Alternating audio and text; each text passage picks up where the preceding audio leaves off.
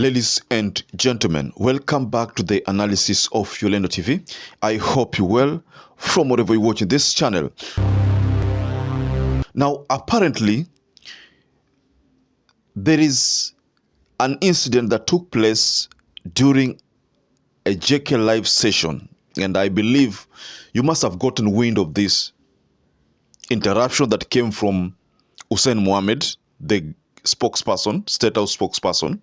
Now, Hussein Mohammed did not take it lightly when Morara Cabeso exposed a phone call between him and William RUTO. So, before you knew it, the president had called you. Yes. And you spoke to the president? Yes. Personally? Yes. Alikwambiaje? I can't say. You can't say what he told you? No. But he called you? Yes. Na muliongea for what, 5 minutes, 10 minutes? Say about 5 minutes. 5 minutes. Hussein Mohammed appeared agitated, appeared unhappy, appeared pissed off by the fact that Morara Cabeso said RUTO wanted to offer him a job and he declined on the grounds that he said that there are a lot of corruption and the demand in the government will force him to be corrupt also. And he didn't want to play that card over being a corrupt individual. So Hussein Mohammed didn't take that lightly, and that forced him to call Jeff Koinange live during that live session. I don't know how many of you saw that engagement, but there's a very, very disturbing engagement here. I want to share the engagement so that you can get to understand how Hussein Mohammed almost shut down JKL Live. But before you do that, please like this video. It's so important. If you like this video, I'm so grateful for everyone who has been liking our videos. I don't take that for granted. Subscribe to our channel if you've not subscribed before, and to existing subscribers, thank you so much for your support. Hussein Mohammed, being a State House spokesperson, has assumed the sole role of being William RUTO's trusted aide. That is why, because of the job, he has to defend William RUTO. Now, Morara, in that live interview with Jeff Koinange, said that he was called. And during that statement, he even had RUTO's number in his phone and a call log, So, a pissed off Hussein Mohammed realized that since that was the case, he wasn't going to allow William RUTO be embarrassed on a live television. JKL Live is watched by so many people in Kenya, and because of that reason, Hussein Mohammed interjected, and because of that reason also, Hussein Mohammed demanded for proof that Morara substantiated his claims of a call between him and RUTO. And for once, I realized that Hussein Mohammed was a bit angry at Jeff Koinange for allowing that kind of a discussion on a live TV, because to him, he found that this was a bit embarrassing coming from someone he's worked with, Jeff Koinange. So he expected that Jeff was going to protect that kind of information so that Morara does not expose it on live TV. So maybe you might want to listen to this video. All right, on the line right now, joining us is a State House spokesperson, Hussein Mohammed. Hussein, if you can hear me, good evening. Evening, Jeff.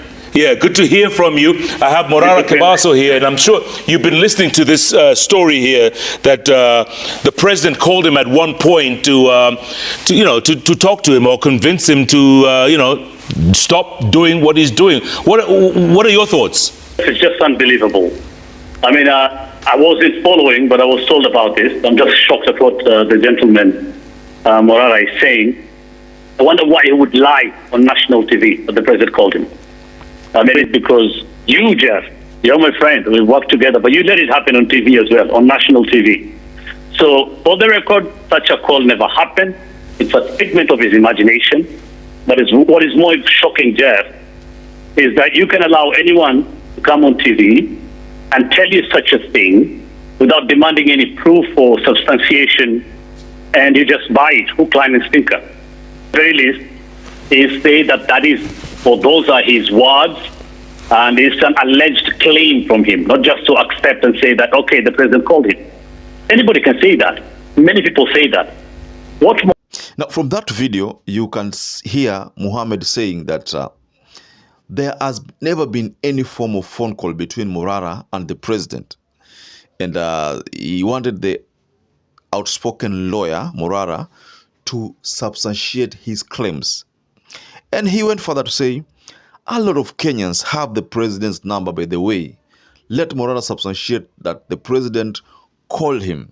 He is lying. He is running away from the question. Will you allow anybody in Kenya to just walk into your studios and say he was called by the president and you just believe it? How can he prove it? That's what Mohammed said. And he was putting this question directly to Jeff Koinange, who, again, asked Hussein Mohammed how he wants this matter to be substantiated or how he wants the proof. Does he want Morara to go to Safaricom, get the call log? How does he want it to be done? So this is appear like a back and forth kind of engagement, which at one particular time I managed to see Hussein Mohammed, who was almost clashing with Jeff Koinange. But Jeff Koinange, being a honorable or respected media personality, contained the situation amicably. And I can say Hussein Mohammed had to tone down.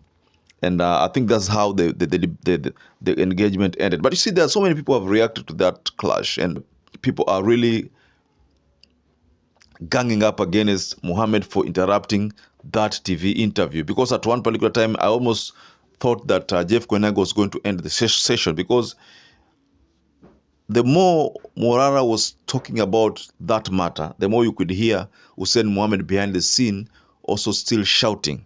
But there are people who've reacted also here. Let me just take you through some reactions here. See, people have reacted. Like someone like Faja says, and the way we have had respect from Hussein Mohammed, him stooping this law is an all-time low. When the chips finally go down, Hussein would regret how he could actually get. Okay. Then there's someone here by the name Ray, says, I couldn't think Hussein could stand this law. Seriously? Then Sam says, once you start working under RUTO, you defend him with so much bitterness. Okay. Oliver says, does pressure decrease or increase? Henry says, Oliver, Tambo increases. Okay. So these are some of the reactions from people who have reacted to the citizens posting. Then there's also someone here. Let me just take you through other couples of other reactions. Okay, there's someone by the name, let me just get the name correctly, Kamau. Yeah, Igla Kamau says, personally, I know some people the president has reached out to, even invited to the State House. What is Hussein trying to say? Then someone by the name Y says, Hussein just embarrassed himself. What was that about? The man just doing his job, maybe. Okay. Someone by the name Samuel Kagiri says, Hussein is on her periods, very bitter. Edith says, he must prove this to remain credible. He is doing a great job though. And then we have a last person. Let me just take you through the last reaction here. Blessed Faith Nyamai says, I think people should watch The Oval.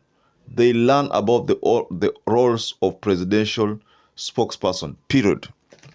Ladies and gentlemen, that's the end of reactions from people who don't like the fact that Hussein Mohammed made those kind of statements. So I don't know about you. Just go below in your comment section and you can offer a reaction on what you think Hussein Mohammed did there. Do you agree with him? Was he just trying to do his job? And was that called for?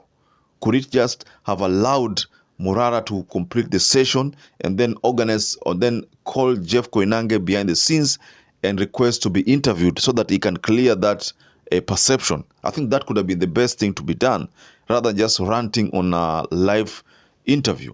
I think this is a bit embarrassing to Hussein Mohammed. Personally, that's what I see. But Hussein Mohammed is a very respected person also, very respected media personality. I also personally used to admire his interviewing style, how he used to interview. And then most of the time, by the way, he could corner William Ruto. So maybe that's why you see Ruto pushed him from the I think the Citizen, because of the manner in which he used to handle people, interviews. Perhaps if you're watching this video and you're not subscribed, take 1 second and subscribe, like this video. Until you catch up again, stay safe and stay blessed.